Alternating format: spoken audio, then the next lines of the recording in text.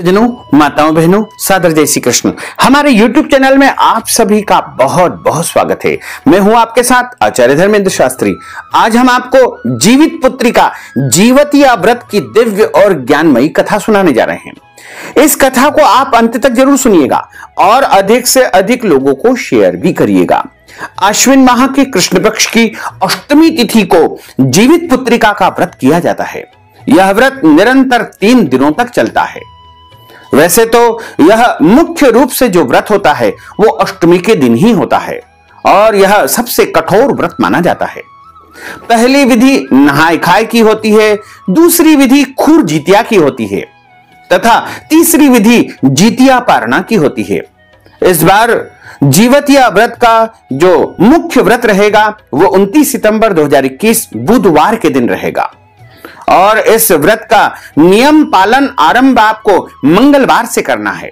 मंगलवार को नहाय खाए की विधि संपन्न होगी तथा बुधवार के दिन मुख्य व्रत रहेगा जिसे खूर जीतिया कहा जाएगा और गुरुवार के दिन आपको व्रत का पारणा करना है, यानी इस व्रत को खोलना चाहिए। इस प्रकार 3 दिवसीय व्रत यदि आप पूरी विधि के साथ में करना चाहते हैं तो इस व्रत की संपूर्ण विधि हमने आपको अन्य वीडियो के माध्यम से प्रस्तुत की है, उसको आप जरूर देखिएगा और अधिक से अधिक लोगों को शेयर भी करिएगा। अब हम आपको जीवित पुत्रिका व्रत की दिव्य कथा सुनाने जा रहे हैं। इस व्रत को जीवित पुत्रिका व्रत भी कहा जाता है तथा जीवतिया व्रत भी कहा जाता है और जीतिया व्रत के नाम से भी जाना जाता है तथा कहीं कहीं पर इसे अशोका अष्टमी के नाम से भी जाना जाता है। और इस व्रत को जो भी माताएं बहनें करती है उनके पुत्र को लंबी आयु प्राप्त होती है तथा उनको कभी भी पुत्र का वियोग सहना नहीं पड़ता है और जन्म जन्मांतर तक उत्तम पुत्र की उन्हें प्राप्ति होती है। पुत्र की उन्नति तथा प्रगति के लिए जीवित पुत्रिका का व्रत किया जाता है। तो सबसे पहले आपको और आपके पूरे परिवार को जीवित पुत्रिका व्रत की बहुत बहुत शुभकामनाएं और बधाइयां। भगवान जीमूत वाहन का भरपूर आशीर्वाद आपके जीवन पर सदैव बना रहे। आप सभी सुखी रहें, स्वस्थ रहें, व्यस्त रहें और मस्त रहें। बोलिए जीमूत वाहन भगवान की जय, लक्ष्मी नारायण भगवान की जय। गुरुर् ब्रह्मा गुरुर्विष्णु गुरुर्देवो महेश्वरा, गुरु साक्षात् परब्रह्म तस्मै श्री गुरुवे नमः। कृष्णाय वासुदेवाय हरये परमात्मने प्रणतः क्लेशनाशाय गोविंदाय नमो नमः। वसुदेव सुतं देवं कंस चाणूरमर्दनम देवकी परमानंदम कृष्णं वंदे जगद्गुरुम। जय जय श्री राधा रमण, जय जय नवल किशोर, जय गोपी चित चोर प्रभु, जय जय माखन चोर। मात मेरी श्री राधिका, पिता मेरे घनश्याम, इन दोनों के चरणन में मेरा बारंबार प्रणाम, मेरा बारंबार प्रणाम, मेरा बारंबार प्रणाम। मोहिनी मूर्त श्याम की वो मन रही समाय, जो मेहंदी के पात में लाली रही समाय। धन यौवन एक दिन उड़ जाएंगे जैसे उड़े कपूर, मन मूर्ख तू राम भज क्यों चाटे जगधूर। बोलिए श्री वृंदावन बिहारी लाल की जय, गोपाल कृष्ण भगवान की जय, श्री राधे रानी सरकार की जय। जीवित पुत्रिका व्रत की जो कथा है वो सबसे पहले महाभारत से जुड़ी हुई है। महाभारत युद्ध के बाद अपने पिता की मृत्यु के बाद अश्वत्थामा बहुत ही नाराज था। उसके अंदर बदले की आग तीव्र थी जिस कारण उसने पांडवों के शिविर में घुस करके सोते हुए 5 पांडवों को के पुत्रों को जो है मार डाला था। उसने विचार किया कि यह पांडव है, इसीलिए पांडव के जो 5 पुत्र थे यानी द्रौपदी के जो 5 पुत्र थे उनको मार डाला था, लेकिन वे सभी द्रौपदी की ही 5 संतानें थी। इस अपराध के कारण उसे अर्जुन ने बंदी बना लिया और उसकी दिव्य मणि को छीन लिया, जिसके फलस्वरूप अश्वत्थामा ने उत्तरा की अजन्मी संतान को गर्भ में मारने के लिए ब्रह्मास्त्र का प्रयोग किया, जिसे निष्फल करना नामुमकिन था। उत्तरा की संतान का जन्म लेना आवश्यक था। इसलिए भगवान कृष्ण से उत्तरा ने स्तुति की, हे प्रभु मेरी गर्भ की आप रक्षा कीजिए। भगवान ने सूक्ष्म रूप धारण करके और उत्तरा के गर्भ में प्रवेश कर लिया और उस बालक की रक्षा की और उत्तरा से कहा कि तुम जीवित पुत्रिका का व्रत करो और इस व्रत को करने से निश्चय ही तुम्हारी संतान की रक्षा होगी। किसी भी प्रकार से तुम्हारी संतान का कोई बाल भी बांका न कर पाएगा। भगवान कृष्ण की आज्ञा को मान करके उत्तरा ने जीवित पुत्रिका का व्रत किया और इस व्रत को करने के कारण उसकी संतान सुरक्षित हो गई और उसके यहाँ परीक्षित का जन्म हुआ। यही राजा परीक्षित भारत का सम्राट बने थे और तभी से इस व्रत को जो भी माताएं बहनें करती है उनकी संतान की रक्षा स्वयं भगवान कृष्ण ही करते हैं। और भगवान कृष्ण ने ही कहा है कि जो माताएं बहनें जीवित पुत्रिका का व्रत पूरे विधि विधान से करेगी उनकी संतान की रक्षा मैं स्वयं करूंगा। पुत्र की रक्षा के लिए किए जाने वाला व्रत जीवित पुत्रिका या जितिया के नाम से पुकारा जाता है। इसी दिन माताएं अपनी संतान की रक्षा और कुशलता के लिए निर्जला निराहार व्रत करती है और भगवान जीमूत वाहन के नाम पर ही जीवित पुत्रिका व्रत का नाम पड़ा है। और जीमूत वाहन एक गंधर्व राजकुमार थे जो बेहद उदार और परोपकारी इंसान थे। उनके पिता ने सभी राजपाट को छोड़ दिया और जंगल में चले गए। इसके बाद जीमूत वाहन को उन्होंने राजा बना दिया। वे राजकाज ठीक से चला रहे थे लेकिन उनका मन उसमें नहीं लग पा रहा था। एक दिन वे राजपाट अपने भाइयों को सौंप करके पिता के पास वन में चल दिए।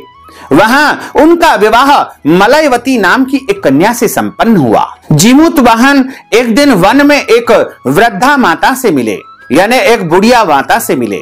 उसका संबंध नागवंश से था। वह काफी डरी हुई और सहमी हुई थी और वह माता रो रही थी। जीमूत वाहन की नजर उसके ऊपर पड़ी तो उनसे रहा नहीं गया और उसके रोने का कारण पूछा कि हे माता, तुम क्यों रो रही हो? उन्होंने बताया कि पक्षीराज गरुड़ को नागों ने वचन दिया है कि हर रोज एक नाग उनके पास आएगा और आहार रूप में उनका जो है आहार बनेगा और उसी वो खा जाएंगे। उससे अपनी भूख को, अपनी तृष्णा को वह शांत कर लिया करेंगे। उस वृद्धा ने कहा कि आज उसकी बेटे की बारी है। उसका नाम शंखचूड़ है और वह आज जो है गरुड़ का निवाला बन जाएगा। यह कह करके वृद्धा जोर जोर से रोने लगी कि आज मेरे बच्चे की मृत्यु हो जाएगी। इस पर दयावान जीमूत वाहन ने कहा कि आपके बेटे को कुछ नहीं होगा, आप चिंता मत करिए। वह आज पक्षीराज गरुड़ के पास नहीं जाएगा, इसके बदले वह स्वयं जाएंगे। जीमूत वाहन ने माता को वचन दिया। ऐसा कह करके जीमूत वाहन तय समय पर स्वयं गरुड़ भगवान के पास पहुंच गए। जीमूत वाहन एक लाल कपड़े में लपटे हुए थे। गरुड़ देव ने उनके पंजों में उन्हें दबोच लिया और आसमान में उड़ गए। इस बीच उन्होंने देखा कि जीमूत वाहन रो रहे हैं और करहा रहे हैं। तब वे एक पहाड़ के शिखर पर रुक गए और जीमूत वाहन को मुक्त कर दिया। तब उन्होंने सारी घटना बताई। गरुड़ देव जीमूत वाहन की दया और साहस की भावना से काफी प्रसन्न हुए। उन्होंने जीमूत वाहन को जीवन दान दे दिया। साथ ही जीमूत वाहन को उन्होंने वचन दिया कि आज से वे किसी भी नाग को अपना ग्रास नहीं बनाएंगे, यानी आज के बाद किसी भी नाग को वो नहीं खाएंगे। इस प्रकार से जीमूत वाहन के कारण नाग वंशों की रक्षा हुई थी। इसके बाद आश्विन माह के कृष्ण पक्ष की अष्टमी को जीमूत वाहन की पूजा की जाती है और जीमूत वाहन की कृपा से ही जो है संतान की रक्षा होती है। और इसी दिन जीवित पुत्री का व्रत, निर्जला व्रत सभी माताएं बहनें रखती है। जीवित पुत्री का व्रत की एक और मुख्य कथा आती है। इसमें बताया है कि प्राचीन समय की बात है, नर्मदा नदी के किनारे पर एक राज्य था। उस राज्य का नाम कांचनवटी था। उस राज्य में एक राजा राज्य करते थे जिनका नाम मलय केतु था। उसी नर्मदा नदी के एक दिशा में मरुभूमि थी। उस मरुभूमि में एक विशाल पाकड़ का पेड़ था। उसी पाकड़ पर एक चील निवास करती थी। उसी पेड़ के नीचे एक बड़े धोंधर या बड़ा सा होल था जिसमें एक सियार भी निवास करता था। उन दोनों में बड़ी घनिष्ठ मित्रता थी। एक समय की बात है कि जब उस नगर की महिलाएं नदी में स्नान करने आई और वहां पर वह पूजा पाठ कर रही थी। नर्मदा नदी में स्नान करने के बाद पूजन पाठ संपन्न कर रही थी। इन महिलाओं को देख करके चील ने सियार से पूछा कि नगर की सारी महिलाएं आज एक साथ नदी में स्नान करने के लिए क्यों एकत्रित हुई है। तब सियार ने चील को बताया कि आज आश्विन माह के कृष्ण पक्ष की अष्टमी तिथि है और महिलाएं अपने पुत्र की लंबी आयु के लिए, उनकी सलामती के लिए, उनकी उन्नति तथा प्रगति के लिए जीवित पुत्रिका का व्रत करती है।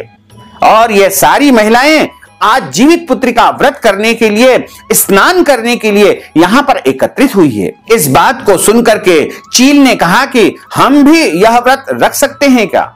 तो सियार ने बोला, क्यों नहीं रख सकते हैं। तब चील ने कहा कि ठीक है, फिर आज हम दोनों इस व्रत का संकल्प धारण करते हैं और यह व्रत हम भी संपन्न करेंगे। इन महिलाओं की तरह हम भी इस व्रत को अवश्य ही करेंगे।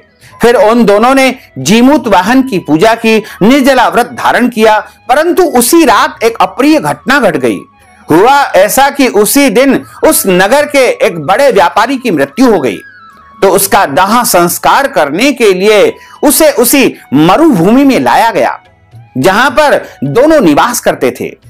जब उसको जलाया जा रहा था तभी बारिश शुरू हो गई, जिसकी वजह से लोग उसको आधा जला हुआ छोड़ करके वहां से चले गए।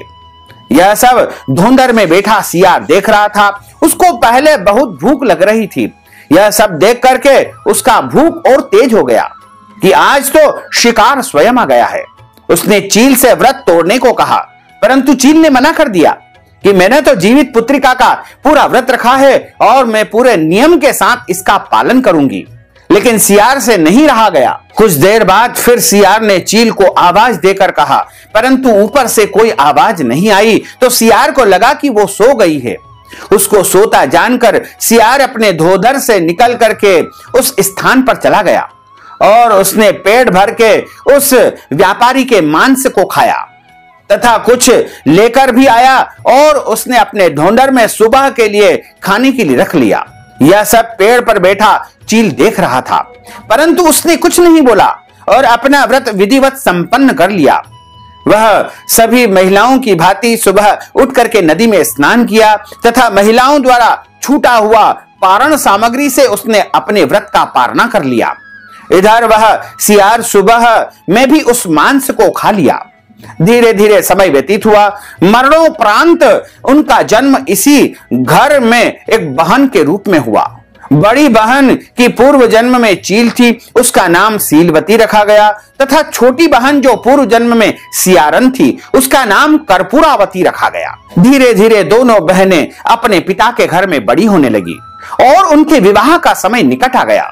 तो सीलावती का विवाह बुद्धिसेन नामक व्यक्ति के साथ संपन्न हुआ। छोटी बहन का विवाह उस नगर के राजा मलय केतु के साथ संपन्न हुआ। सीलावती को पूर्व जन्म में किए गए व्रत के प्रभाव से पुत्र रत्न की प्राप्ति हो गई तथा कर्पूरावती के संतान पूर्व कर्म के कारण जन्म लेते ही मृत्यु को प्राप्त होने लगी।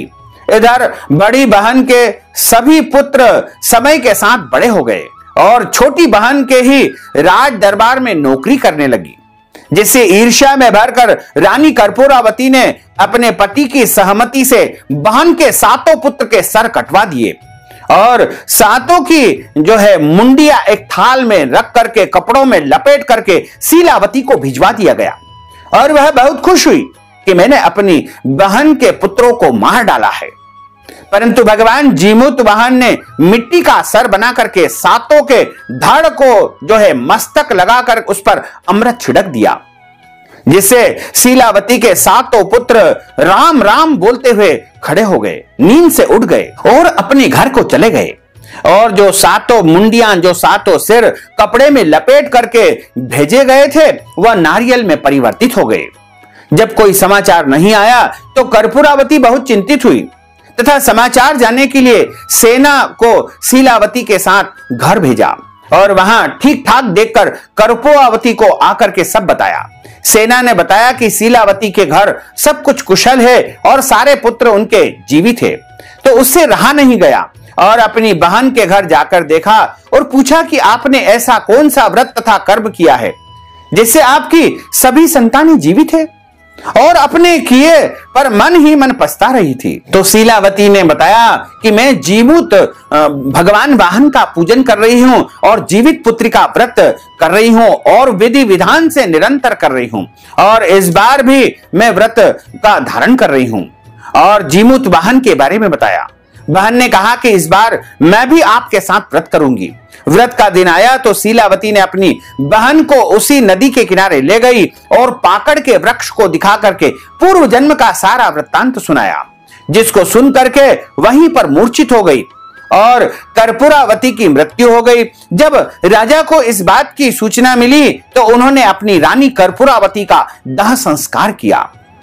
इस प्रकार जो भी माताएं बहनें अपनी संतान की लंबी आयु के लिए, संतान की उन्नति के लिए तथा प्रगति के लिए जीवित पुत्री का जीतिया या जीवतिया का व्रत रखती है और विधि विधान से भगवान जीमूत वाहन का पूजन अर्चन करती है तथा इस कथा का श्रवण करती है और कथा श्रवण करने के पश्चात ब्राह्मण को दान पुण्य करती है, उसके पुत्रों की लंबी आयु होती है तथा उसे कभी भी पुत्र का वियोग सहना नहीं पड़ता है और जन्म जन्मांतर तक उसके यहाँ योग्य और कुशल पुत्र की प्राप्ति होती है।